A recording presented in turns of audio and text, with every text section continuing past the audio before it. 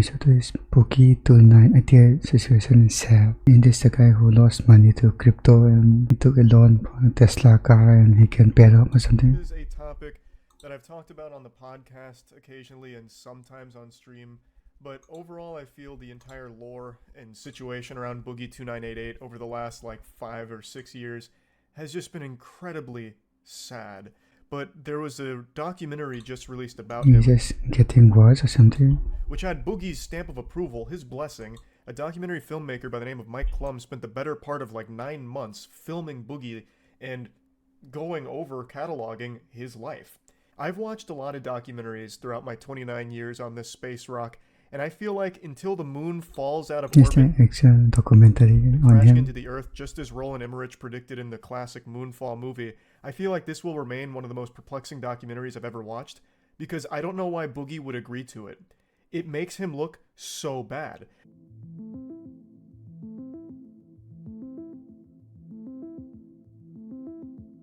Yes, I took okay. women on vacations, and I took them out to fancy dinners, and I took them to like Disneyland and I'm not going to show you all the main components of the But why? documentary. I just want to focus on 2 core ones here. If you're at all interested in the story of Boogie2988, I highly encourage you watch the whole documentary here. It's probably one of the most honest looks at anyone I've ever seen. Boogie is just an open and honest book here that's a little bit hard to read from because it is pretty eye-opening stuff.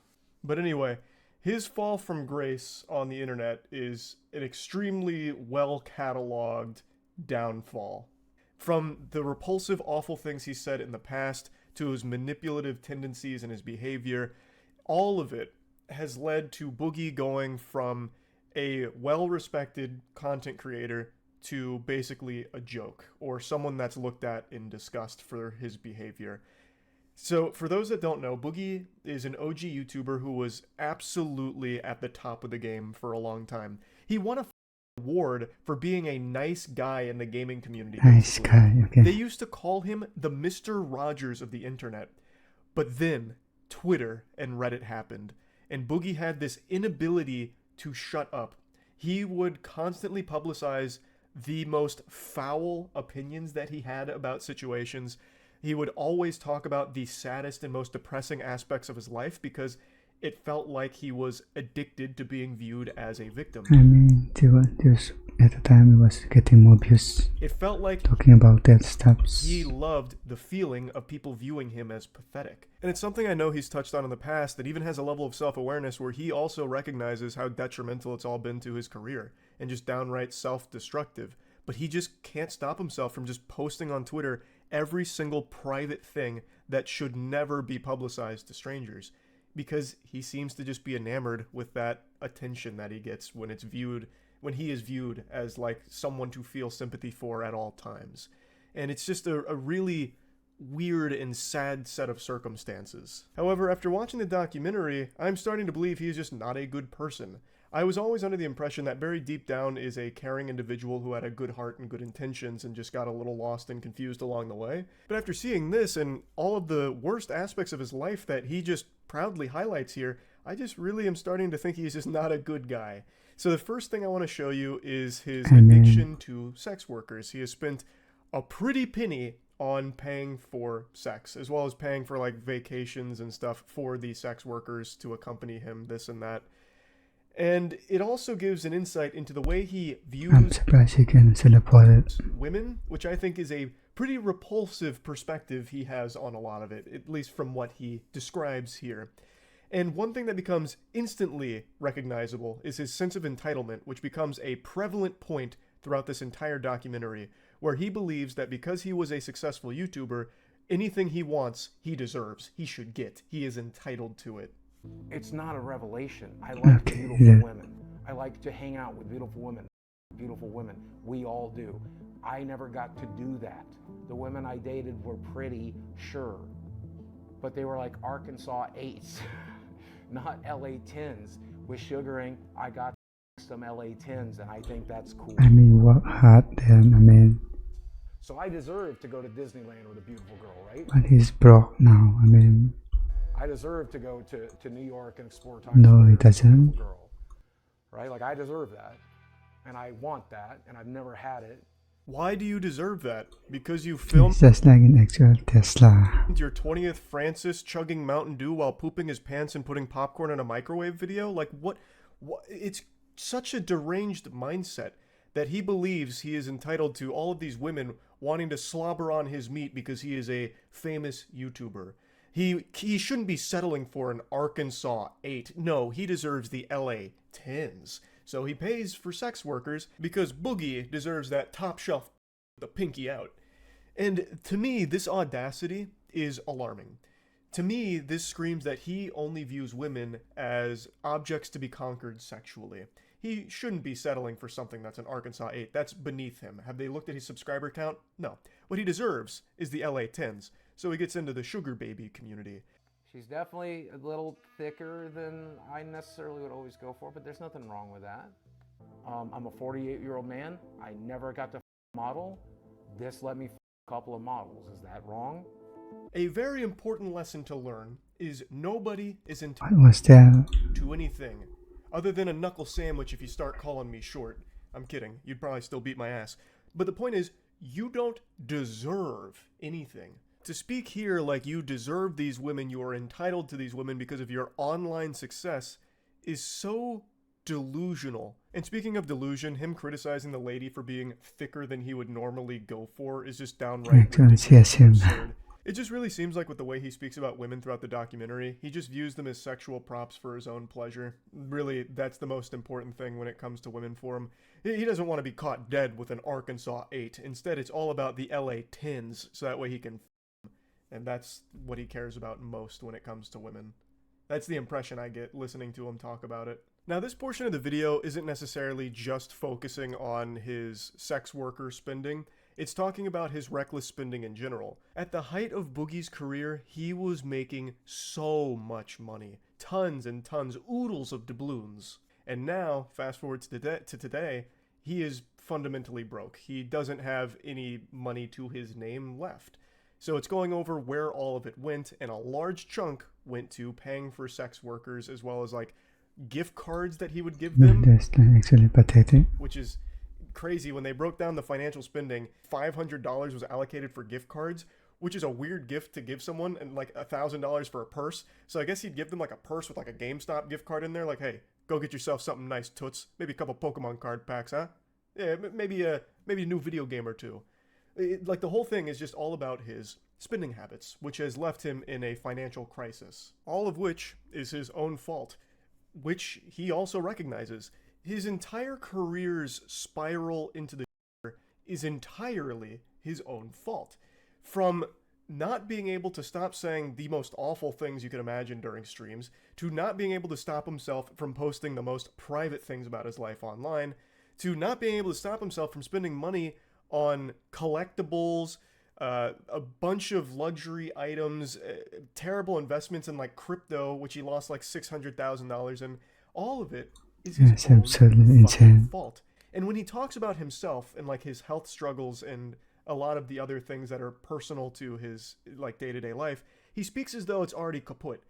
Andrew really summed it up best. When Boogie talks about himself, he talks about himself as if he's been dead for 30 years. When he speaks, he's speaking as if he's already 6 feet under in the grave, and he's like communicating as a force ghost, like, man, I wish I took better care of my body. That's something he speaks about in the documentary with his girlfriend, who's 29 years younger than him, and he starts to recognize that in 10 years, she's only going to be 30, and he might just be dead because of all the health problems he has from not taking care of himself. And he just speaks as though there's nothing he can do to fix it. He's just like, damn, I should have put more time into fixing my body a long time ago. You know, it's already over. When he can start now. He can still start doing that now. He can still fix his career now, work towards improving his career. But he just doesn't. He refuses to. He just speaks as though he's completely given up, which is another thing that becomes very clear in this documentary, where even though he feels this sense of entitlement, he feels as though he doesn't have to work towards anything. He just deserves all of these women. He deserves all of this money, all because I mean, people are still giving him money, right? So I don't know. At one point, he was a very successful YouTuber. It's a fucking baffling and infuriating mentality to witness in this film. Now, the next thing I want to showcase here, and the last thing that I'm going to focus on in the video, is him getting another job because YouTube has been collapsing on him, and the documentary filmmaker suggested maybe getting another job. It's also something everyone else in the world has suggested to him, getting a real job. And so he finally decides to go through with it and do like a mock interview to see if maybe he can find a position somewhere in the working world. Okay, that's progressing, I guess. Okay, what do you prefer to be called? Honestly, probably Steve. Let's go with Steve. Okay, Steve, no problem. Whatever you prefer. And so you are here today because you are seeking employment. Yeah. I did work at a small gaming store back in 2006, 2007. I am disabled, recognized by the, It's a long time ago. the United States government. There's that. Now, the downside of that is I am extremely depressed. So there's some mental health issues that we bring to the table. And then physically, I am morbidly obese. I have no references, no work history, and no education. And when you Google my name, you might see rumors that I beat my ex-wife, and I'm also, should mention I'm also a felon. When I first saw this clip, it wasn't in the documentary, it was floated You just around on Twitter. I have thought no it was words. just part of a skit. I was blown away. I was like, damn, Boogie's got some real acting chops now. He's really been hitting the thespian troupe out there training. I was like, damn, kind of a fire, comedy sketch. No, Maybe you don't want to get a job, I guess. this is real. This is authentic. This is more real than my 3-point jump shot. This is actually how he conducted himself during this interview. Now, of course, this isn't a job interview per se. It's to try and help find him work. But he goes in here and just intentionally sabotages it. This is not as though he's really taking it seriously. He's taking the piss here, if you ask me. And that becomes extremely clear because after the fact, he says that he can't just get a real job or anything. He has 4 million YouTube subscribers. A job is beneath him.